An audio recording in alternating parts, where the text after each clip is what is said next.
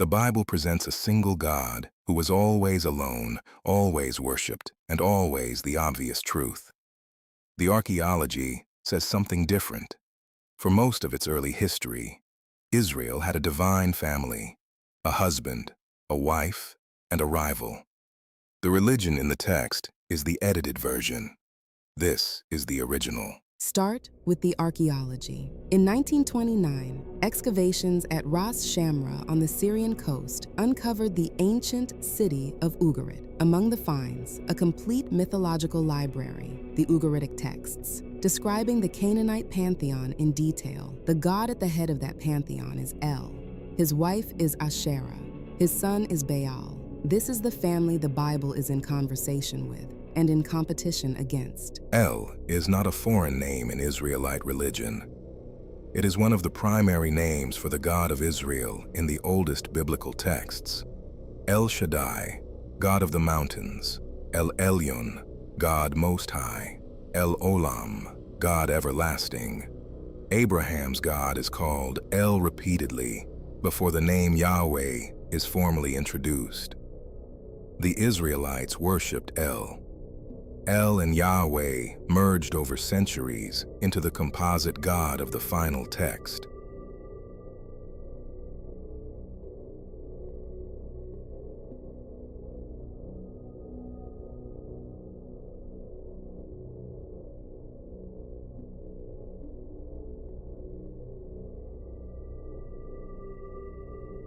The documentary hypothesis, developed by 19th century biblical scholars and now standard in academic religious studies, identifies multiple source documents within the Torah. The J source uses Yahweh. The E source uses Elohim. They were separate traditions written by separate priestly communities combined by editors in the 6th century BCE. The God of the Bible is a composite portrait assembled from two different relationships with two different divine names. Now Asherah. She is Yahweh's wife in the pre-reform record, not metaphorically, materially.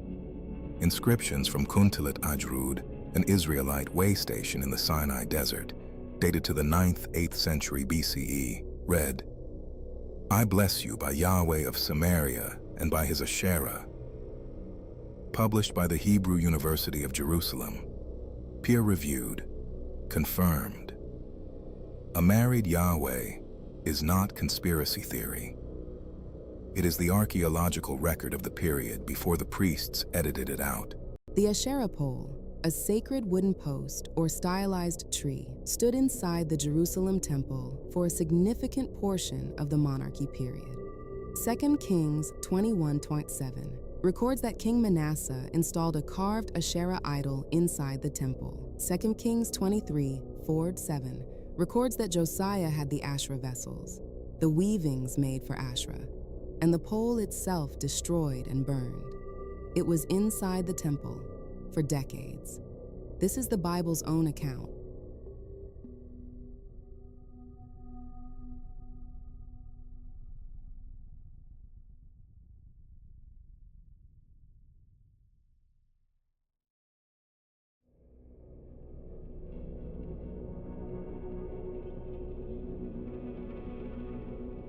The Deuteronomic reform under Josiah, 621 BCE, is the pivot point. Josiah's priests discovered or produced a book of the law in the temple, almost certainly an early version of Deuteronomy. It centralized all worship in Jerusalem, outlawed regional shrines, condemned Asherah poles explicitly, and reframed the entire Israelite religion around exclusive Yahweh worship. The reform didn't reveal a religion that had always existed. It created one that hadn't. Baal, the storm god. His name means Lord or owner in Northwest Semitic. He was the deity who sent rain.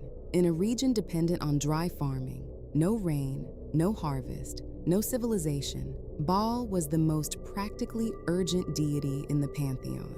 The Ugaritic Baal cycle describes him defeating the chaos deity Yam, building his palace on Mount Zaphon, and being the god who makes the land fertile. He wasn't worshipped by fools. He was worshipped by farmers.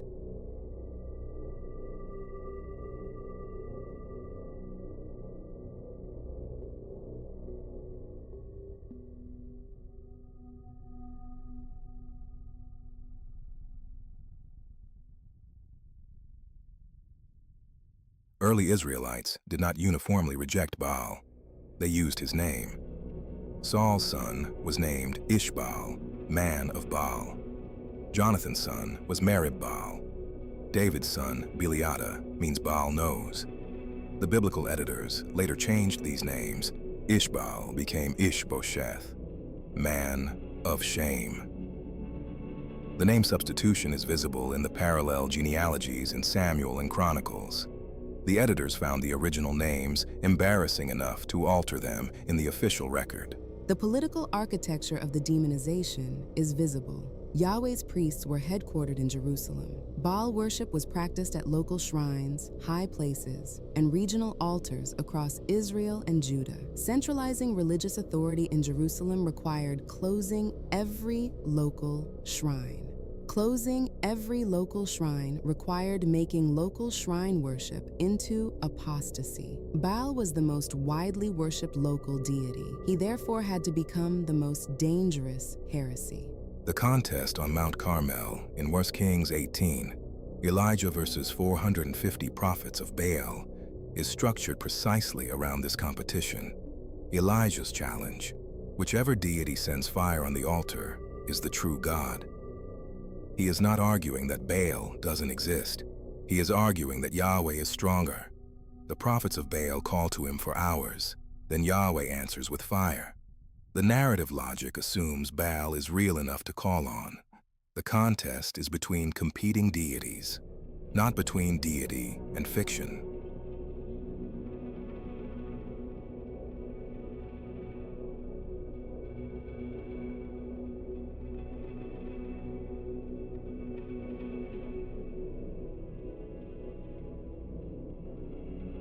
The word jealous is the lock on the cage. Exodus 25. I am a jealous God. Deuteronomy 6:15. Yahweh your God is a jealous God among you. The Hebrew, kana, possessive, zealous, jealous. The term is used exclusively in the context of Israel worshiping other gods. Every occurrence presupposes a field of real divine competitors. You cannot be jealous of an absence. The text assumes the rivals are real and is furious about them. Psalm 82 removes any remaining ambiguity. God stands in the divine assembly. He renders judgment among the gods. The Hebrew is unambiguous. Elohim, standing in the council of El, surrounded by other Elohim, divine beings. He condemns them for ruling unjustly. He pronounces that they will die, like mortals. This is not metaphor in the original text. This is the divine council of Canaanite cosmology, absorbed into the Hebrew Bible and never fully edited out.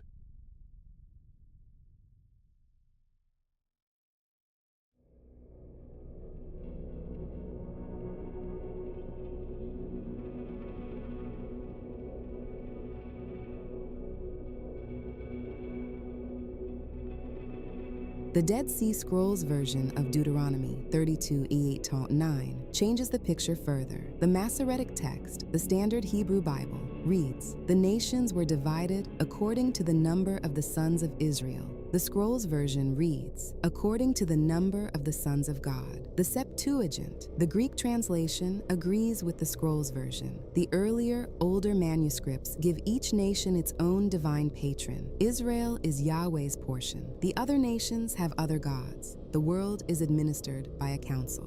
Michael Heiser, PhD in Hebrew Bible and Semitic languages from the University of Wisconsin-Madison, scholar in residence at Logos Bible Software, spent his career on this material.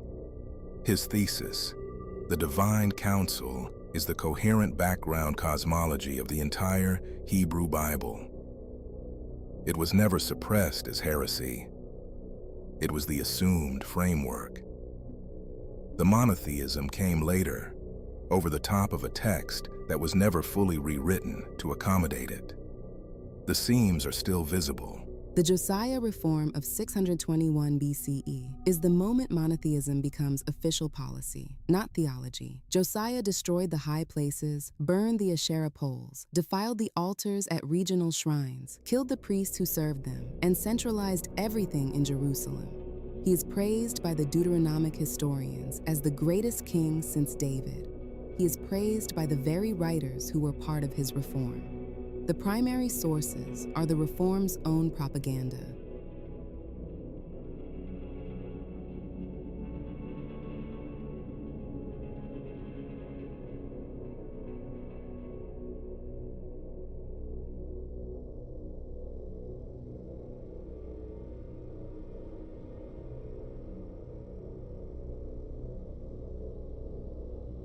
The Babylonian exile, 5 of 86 BCE, Nebuchadnezzar destroys the temple and deports the Judean elite, is the second crucible. In Babylon, the priests and scribes who carried the tradition had every reason to harden it. A small exiled community maintains identity through exclusive religion. Yahweh alone, no Asherah, no Baal, no divine counsel, no compromise. The exile produced the theology that made Israel distinct. It was not the theology Israel had always held. 2nd Isaiah, chapters 40 to 55, written during or after the exile, is where the language of absolute monotheism appears most explicitly. Before me no God was formed, nor shall there be any after me. Isaiah 43:10. I am the Lord, and there is no other. Apart from me there is no God. Isaiah 45:5. This is new language. Earlier, Isaiah doesn't speak this way. Earlier texts speak of Yahweh as the greatest among gods. The theology evolved inside the canon. What this history means is not that the religion is wrong. It means the religion has a history, a development, a set of competing factions, a series of political crises that shaped what survived in the canon. The God who emerges from that process carries all of it. The warrior from Sinai, the council head El, the husband of Asherah, the rival of Baal, the exile's anchor, and finally, the exclusive sovereign of 2nd Isaiah. Every layer is still present. The Shekinah, the divine feminine presence that dwells among the people, survived the erasure of Asherah by being renamed and demoted. She is grammatically feminine. She dwells, she abides, she rests, not rules. The Kabbalistic tradition later developed Shekinah into the 10th Sephirah, Malkuth, the feminine face of God in the world. The goddess didn't disappear from Judaism. She went underground and re-emerged in mysticism. The suppression was never total. Baal's fate in Christian tradition is more complete. He became Baal, a demon lord in the Ars Goetia, commanding 66 legions, appearing as a man, a cat, a toad, and combinations of all three, from storm deity to demon king in the span between Ugaritic and the medieval grimoires. The agricultural god who sent rain became the presiding spirit of the underworld. The path from deity to devil is the path of political victory in religious competition. The name Beelzebub, one of the primary names for Satan, derives directly from Baal. Baal-zebul means Baal the prince in the Ugaritic text, an honorific. In the Hebrew Bible, it was deliberately corrupted to Baal-zebub, Lord of the Flies, a mocking substitution. The god of rain and fertility, addressed with the honorific prince, was retitled Lord of Flies by his theological enemies. The insult was preserved in the name of the devil. The question this material raises is not theological, but methodological. How do you read a text that was edited by the faction that won? Every word of condemnation of Baal was written by Yahweh's priests. Every record of Asherah's destruction was written by the destroyers. The sources are prosecutorial. The prosecution's case is thorough. The defense never wrote its version down. Or if it did, it didn't survive. The Ugaritic texts survived because they were buried before the Israelite synthesis was complete. They were clay tablets at Ras Shamra, waiting under the earth for 3,000 years until a farmer's plow hit them in 1929. They did not pass through the editorial hands of the Reform. They are the pre-Reform record. They show the Canaanite religion the priests were competing against, and they show it as a sophisticated, coherent theological system, not the superstition the Bible describes. A recurring pattern in this channel, the suppressed material consistently turns out to be more complex than the official version of its suppression. The Gnostics were not perverse Christians. They were an alternative reading of the same tradition, with their own coherent cosmology. The Cathars were not devil worshippers. They were a non-violent, theologically sophisticated movement destroyed by the Inquisition. Baal and Asherah are not exceptions. The demonization is always the cleaner story. The archaeology is always more complicated. The specific implication for reading the Bible: the text is a survivor's document. What it preserved was shaped by who survived the Babylonian exile, with literary resources intact. The priestly and scribal classes who held Yahweh alone theology. The northern kingdom had been destroyed by Assyria a century and a half earlier, 721 BCE. Its religious traditions, more syncretic, more tolerant of the wider Canaanite world, are mostly gone. The Bible is the Southern tradition's account of both kingdoms. One tradition got to write the history. The text preserved something it couldn't fully erase: the memory of the competition. Every denunciation of Asherah confirms she was worshipped. Every condemnation of Baal confirms he had followers. Psalm 82's divine counsel survives because the editors couldn't make the text coherent without it. The traces are the evidence. You don't write 40 chapters commanding Israel to stop worshiping a God they don't know about. The repetition of the command is the measure of its resistance. The Josiah reform worked. The Yahweh alone tradition survived the exile and produced the canon that shaped Judaism, Christianity, and Islam, 3 of the 4 largest religions in human history. The reform's success was total enough that most people reading this will have encountered the final text as if it were the original. It is not. Underneath the final text is a longer history. And underneath that history is the Canaanite world, where El had a wife and Baal sent the rain. Why does this matter for anyone who isn't a biblical scholar? Because the God described in the final text, jealous, exclusive, totalizing, became the template for institutions that used that description to justify what institutions do. A God who tolerates no rivals authorizes systems that tolerate no alternatives. The history of how that God was constructed from a pluralistic original is the history of how exclusive authority is always manufactured. The theology is the blueprint. The blueprint was built from a rewrite. Yahweh had a wife. The storm god you were taught was the devil sent the rain that kept civilizations alive. The divine counsel that nobody mentions is right there in Psalm 82.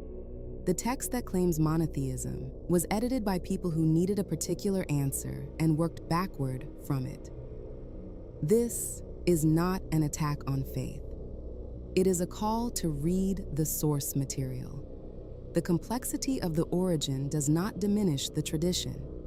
It makes it honest, and honest is always more useful than clean.